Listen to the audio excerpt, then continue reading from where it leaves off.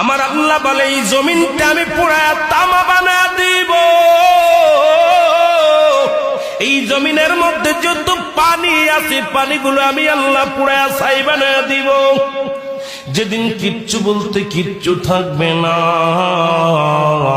সেদিন থাকবে শুধু আমার আল্লাহ।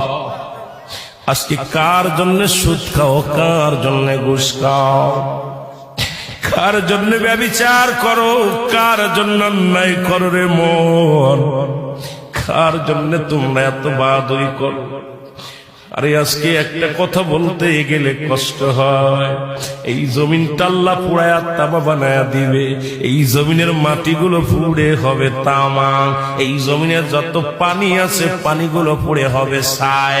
এই দুনিয়ার মধ্যে কিচ্ছু যেদিন থাকবে না, ওই তুরস্কের কত বাহাদুর, কত টাকাওয়ালা মিনিটের মধ্যে 30 সেকেন্ডের ভূমিকম্পে পথের ফকির হয়ে গেছে, রাস্তার ভিখারি হয়ে গেছে।